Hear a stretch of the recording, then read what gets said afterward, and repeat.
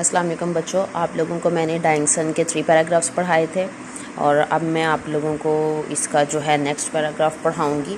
3 paragraphs में मैंने आप लोगों को बताया था कि अर्थ के जो एग्जिस्टेंस के बारे में कि हमारी अर्थ जो है वो कैसे उसकी एग्जिस्टेंस हुई। इसके अलावा स्टार्स जो हैं वो स्पेस में कैसे ट्रैवल करते हैं और total number of stars in the universe is something like the total number of grains of sand on all the sea shores of the world. अब आप लोगों का नेक्स्ट पैराग्राफ में पढ़ाऊँगी। The sun and the stars we see in the sky are all extremely hot। कि सूरज और जितने सितारे आसमान पर हैं वो सब बहुत ज़्यादा जो हैं वो गर्म है। Far too hot for life to exist on them। इतने ज़्यादा गर्म है कि उनके ऊपर लाइफ की एग्जिस्टेंस जो है वो नहीं हो सकती। So also no doubt what the pieces of the sun when they were first thrown off। तो जब सूरज के ऊपर जो वो बड़ी सी माउंटेन बनी थी, ठीक है, और उस माउंटेन को जो है फटने से छोटे छोटे पीसीज यूनिवर्स में फैले थे, तो वो जो पीसीज हैं वो भी सारे जब पहले गिरे थे तो वो भी बहुत ज़्यादा गर्म थे। Gradually they became cooler. Gradually meaning slowly वो ठंडे होते चले गए। Until now they have very little heat of their own left. यहाँ तक कि उनमें अपनी बहुत कम जो है वो हीट रह गई थी। Their warmth coming almost entirely from the radiation which the sun pours down on them. और उनमें जितनी भी गर्माइश रह गई थी वो सिर्फ वो थी जो कि सूरज जो है उनके ऊपर शुआएँ डालता है। रेडिएशन शुआओं को बोलते हैं। जो शुआएँ जो है सूरज उनके ऊपर डालता है, सिर्फ वही शुआएँ जो हैं उनको थोड़ी बहुत गर्माइश उन टुकड़ों को देती थी। In course of time one of these cooling pieces gave birth to life. वक्त के साथ साथ इन जो कूलिंग पीसेस थे, टुकड़े थे जो यूनिवर्स में फैले थे, इनसे ज़िंदगी का आगाज़ हुआ। We do not know how, where और व्हेन और वाई दिस हैपन। हमें नहीं पता कब, कहाँ, क्यों, ये कैसे हुआ। It started in simple organisms. बहरहाल एक छोटे से ऑर्गेनिज्म ने जो है एक छोटी सी बुनियाद में, ठोस चीज़ में इसका जो है ज़िंदगी का वजूद हुआ। whose living power consisted chiefly in their being able to reproduce themselves before dying। और ज़िंदगी का वजूद ऐसा हुआ कि इनकी लिविंग पावर जो है, ज़िंदा रहने की चीज़, ताकत जो है वो इस चीज़ पर मुश्तमिल थी कि कोई भी चीज़ अपने मरने से पहले अपनी तरह की एक और बीइंग जो है वो दुनिया में छोड़ जाती ताकि लाइफ की एग्जिस्टेंस ख़त्म ना हो। जैसे ह्यूमन बीइंग्स हैं तो हर जो कपल है वो अपनी आप को रिप्लेस करता है। जब उनके चिल्ड्रन होते हैं तो वो अपने पेरेंट्स को रिप्लेस करते हैं। पेरेंट्स की डेथ के बाद वो जो चिल्ड्रन होते हैं वो उनकी जगह लेते हैं, ठीक है।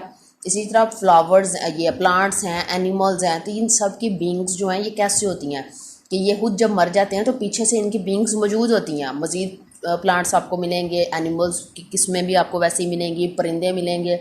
तो ये तो नहीं ना होता कि एक परिंदे की डेथ से सारे परिंदों की डेथ हो जाती है, क्योंकि इसलिए ऐसा नहीं होता क्योंकि एक परिंदे के मरने के बाद जो है उसकी जो अगली है नस्ल है वो चलती रहती है और स्पीशीज़ बढ़ती रहती हैं। तो इसी तरह वो कहते हैं कि ज़िंदगी का आसार ऐसे वजूद में आए कि उनकी रहने की ताकत, लिविंग पावर, उनके रहने की ताकत इस चीज़ पर कंसिस्टेड मुश्तमिल थी कि हर ताकत जो है वो अपने बिफोर डाइंग मतलब अपने मरने से पहले अपनी तरह की एक बीइंग छोड़ जाती थी। But from these humble beginnings came a stream of life. लेकिन इस तरह की हम्बल बिगनिंग से, इस तरह की सिंपल बिगनिंग से ज़िंदगी की एक धार जो है वो शुरू हो गई। Growing ever more and more complex, जो वक्त के साथ साथ जो है वो कॉम्प्लेक्स, कॉम्प्लिकेटेड, पेचीदा, मुश्किल होती चली गई। Has in the end produced beings who, और आहर पे ऐसी बीइंग्स वजूद में आना शुरू हो गई,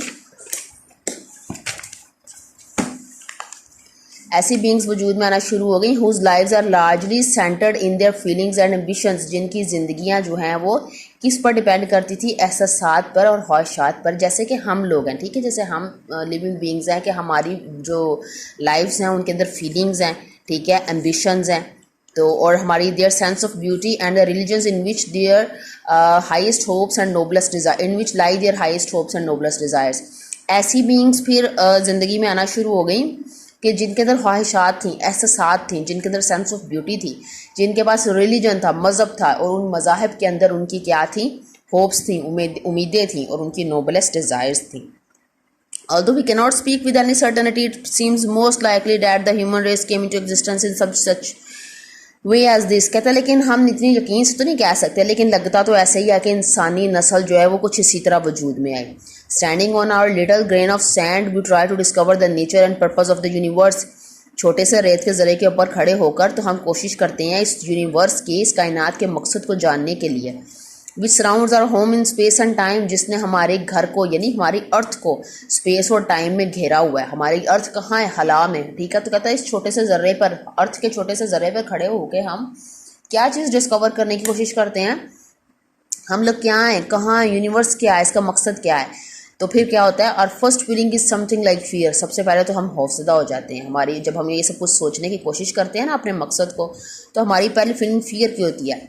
और क्यों फियरफुल होते हैं हम?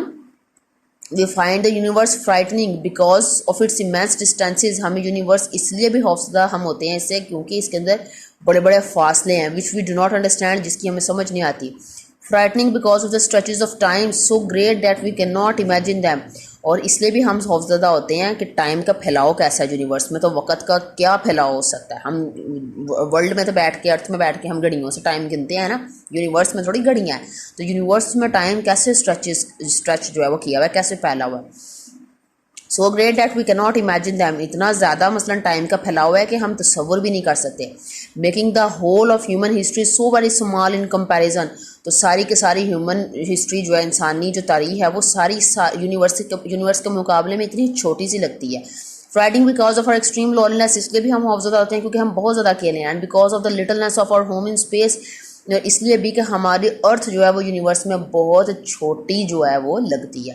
अ millionth part of a grains of sand out of all the sea sand in the world, के दुनिया के तमाम समुद्रों की रेत के ज़र्रों में से सिर्फ 1 मिलियंथ पार्ट है हमारा जो अर्थ है, इतनी छोटी है हमारी earth. But above all else we find the universe frightening because we can not find any sign that life like our own exists anywhere in it except on the earth। हम इसलिए भी यूनिवर्स को frightening feel करते हैं क्योंकि हमारी तरह की ज़िंदगी के आसार ज़मीन के अलावा किसी और जगह पर हला में नहीं मिलते। Indeed, the most part empty space is so cold that all life in it would be frozen, क्योंकि ज़्यादातर हला में जो हिस्से हैं वो इस कदर कोल्ड हैं, सर्द हैं कि ज़िंदगी उनमें फ्रीज़ हो जाए, ठीक है। And most of matter in space is so hot as to make life on it impossible, और कई जगह तो इतनी गर्म है कि ज़िंदगी उन पर मुमकिन ही नहीं। Life does not seem to be an any part in the plan of the universe which produced our planetary system. तो लाइफ जो है वो कहीं भी यूनिवर्स का हिस्सा नहीं लगती जहाँ पर जो है वो हमारा प्लानिटरी सिस्टम भी जो है वो वजूद में आया। Calculation shows that there can be only very few such systems in space, और अंदाज़ो-शुमार बताते हैं कि स्पेस में ऐसे बहुत कम सिस्टम्स हैं जहां आप देखेंगे कि लाइफ के एग्जिस्टेंस का कोई चांस है। Yet so far as we can see, life of the kind we know on earth can exist only planets like the earth। जहाँ तक हम देख सकते हैं तो ज़िंदगी सिर्फ उन्हीं जगहों पर एग्जिस्ट कर सकती है जैसे कि हमारा अर्थ है, ऐसे प्लैनेट्स पर एग्जिस्ट कर सकती है। क्यों? क्योंकि it needs suitable physical conditions for its appearance. ज़िंदगी के ज़ाहिर होने के लिए मुनासिब किस्म की सूरत हाल होनी चाहिए, फिजिकल कंडीशंस होनी चाहिए। The most important which is temperature, सबसे इंपॉर्टेंट सूटेबल फिजिकल कंडीशन जो है वो टेम्परेचर है। टेम्परेचर अगर जो है वो मॉडरेट होगा, जिनमें in which substances can exist in a liquid state, जिनमें चीज़ें जो हैं वो लिक्विड स्टेट में रह सकें। ये भी ना हो कि लिक्विड स्टेट बॉयल होने लग पड़े, इतनी गर्म भी ना हो कि लिक्विड चीज़ें बॉइलिंग पर पहुंच जाएं, और इतना फ्रोज़न भी ना हो, इतना कोल्ड भी ना हो कि लिक्विड फ्रीज होके सॉलिड बन जाए, ठीक है। तो ऐसी जगह पर लाइफ की एग्जिस्टेंस हो सकती है जिन जगहों पर क्या हो सकता है, टेम्परेचर जो है वो मॉडरेट हो सकता है, ठीक है। तो ये बच्चों आप लोगों ने इसको अच्छे तरीके से जो है वो प्रिपेयर करना है, और आप लोगों को इस बात की समझ नहीं आती तो आप लोगों ने ज़रूर जो है वो डिस्कस करना है। आपका 3rd लेक्चर इंशाल्लाह मैं जल्दी जो है वो अपलोड करूँगी, ठीक है। ओके, अल्लाह हाफिज़।